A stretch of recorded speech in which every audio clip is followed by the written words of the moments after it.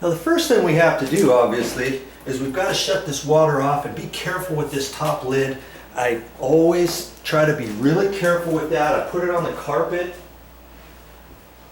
because the last thing I want is for that to break. Okay, before anything, at this point, okay, you shut the water off, and there's a gate valve usually behind your toilet. Here's this one right here.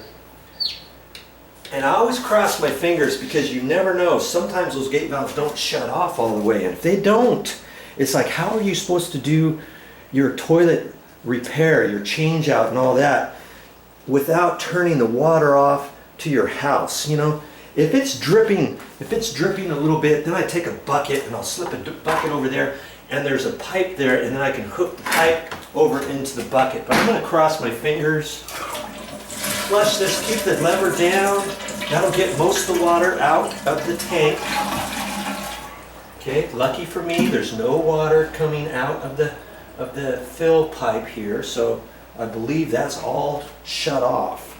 Okay, now there's still water in the tank, and I want to get most of that water out.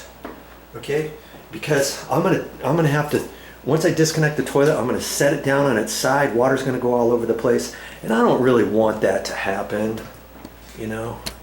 And so, what am I gonna do with that? Well, I've got my trusty bucket here.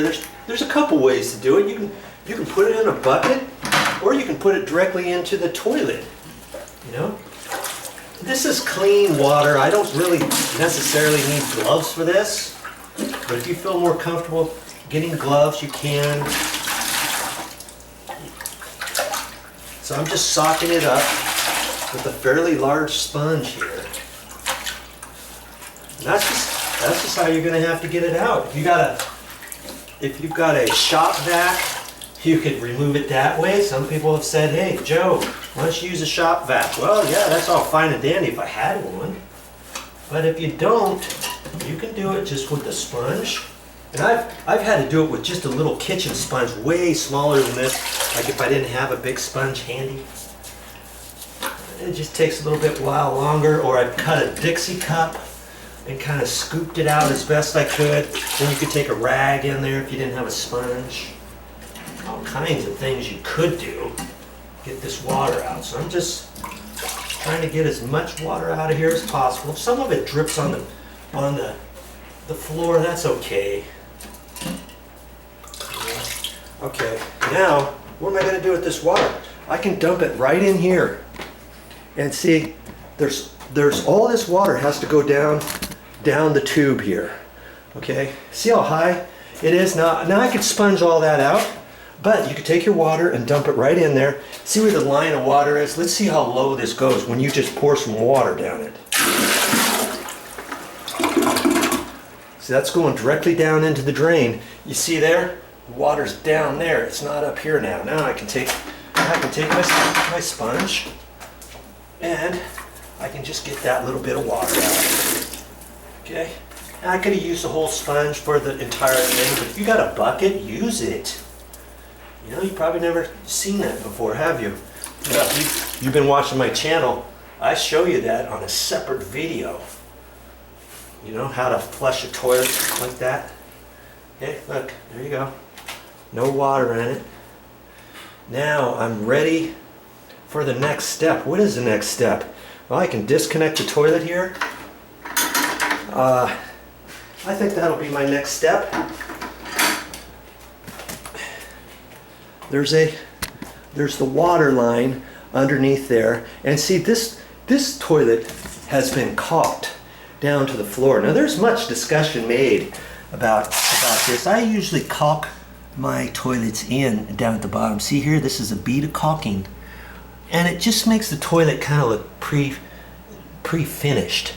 You know, lots of people are saying, hey, don't do that, because if it leaks, you're not going to be able to see the water coming out, especially if you're on the second floor. Let's say the water could leak beyond the wax ring, and then it could leak around the Herkel flange and drip down to the first floor. And then on the first floor ceiling, you're wondering, what is that mark up there on the ceiling next to the light fixture, next to the ceiling fan, next to the exhaust fan, and it could be that's your issue, okay? But because this is like this, I've got to gouge that out. I've got to score this with a sheetrock knife, score. And then see, here's the pipe. Here's the pipe up here. I've got to undo this. This is just a plastic nut. And sometimes, let's just see if I can, I'm kind of at a funky angle here. Yeah, see, I can't get it. Sometimes it's hand tight. I like to do it hand tight and then about a quarter or an eighth turn with a pair of pliers. So I'm gonna have to reach up in there with a pair of pliers and just loosen that. And then I can take that out. Let's just keep the camera rolling. I don't want you to think I'm doing any funny business on here. Hey, peace out, Video Joe. Keep watching my channel and you'll learn how to do these things. And you'll start saving even more money around the house on your how-to projects and repairs. Yes, indeedy. Okay, so I'm going to take my pliers and loosen that. Righty-tighty, lefty-loosey. It works on just about everything. Not everything, though. Yeah, like your toilet. You know, this toilet handle, where the nut is, it's reverse threads on this particular one. Did you know that? Some people...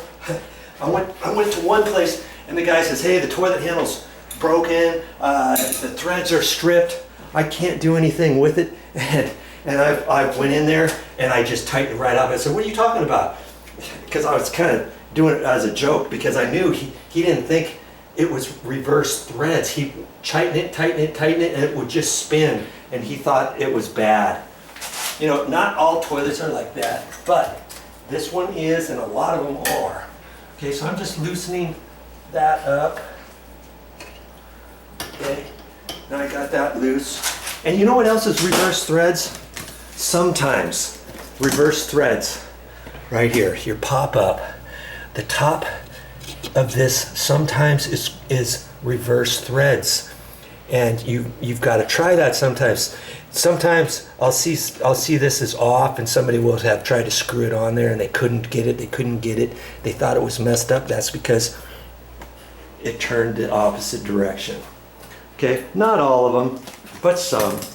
Okay, you just have to kind of be aware of stuff like that. Okay, so now I've got to get my sheetrock knife out, and I always carry it like this with the retractable ones. Get the retractable ones, because then when you're not using your sheetrock knife, you can put it away and be safe, see? Because they have some that don't have this retractable area and the blade is always out. And you think, oh, I'll be careful with it. I'll just put it in my nail bag and be real careful. Well, every once in a while, your hand could slip, and this bugger is nice and sharp.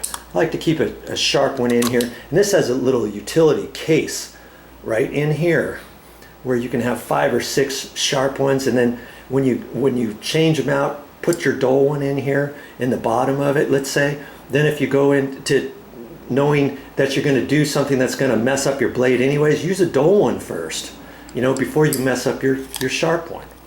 Okay, so now I've got to get down here and I've got to score. I've got to score this caulking. And I just have to keep scoring it with 2 hands, whatever. And I'll just have to keep doing it until I feel like I got enough of it loose. Okay? So I'm going to work at that right now, all the way around it. That's our next step. Wow, that gives you a workout in itself, just trying to score all that. Score it the best you can. Score it, and then I'll show you how I try to break it. You know, when I lift the toilet up. Okay, now we got to take the caps off. And lots of times the caps are snapped on there on a clip. So I've got just a small little screwdriver. I'm going to try to wedge up the bottom of it like that. Okay, there. And it came off. Okay. You see the back side of that. See, there's a white goodie there. And that white thing, you put that down first, then you put you put the cap back on there and get it over on one side and then kind of hit it at an angle coming the way you want. Don't try to put it straight on because it'll be almost impossible to get it snapped back on there. Try it on the back side or the front side first and then pop it, and then it will pop and snap right on there, okay? So I've got to take those off. Then I got a little pair of pliers here. Let's get you back here. And that nut there, that's the next thing I have to do. There's a nut on there. Okay, I think you saw that. See? Right there, and that's the bolt. That's the bolt that comes up. And that's what holds everything down. Okay, so I've got to reach in there and I've just got to loosen that up. And you know, I'll look at that, and if I make a determination, see, it's already loose now. Now I can pull that off. I'll make a determination if that bolt's on there. See, here's that plastic thing, and then you put a metal washer on the top of it. Then your nut. If you don't put the metal washer, you put this nut on there, you're gonna smash it right down in there, and it's not really gonna work too much. See how that has a little slide on there? You want to slide that over wherever you need to be. Put that on there, tighten her up. Okay. Now, that bolt looks like it's up fairly high. I might even be able to leave that on there. I don't know. See, the new wax ring gives you new bolts and everything. Okay, so now you're not going to really be able to see this one, you know, but pretty much it's the same thing. And I've got my little screwdriver. See, I just popped that side up, and doesn't really take that long to do that. And then you're going to loosen that up and take that nut off of there. Okay. Have you seen anything hard yet that you don't think you could do? There, see? We're going to keep all that stuff right there. We might use some of those parts, especially the cap we're going to use, the plastic backing. We can reuse that washer. We can even reuse a nut if we want. Okay, there. Done with that. What's the next step, Joe? Well, that's all I got for this time, but I'll be back with more videos.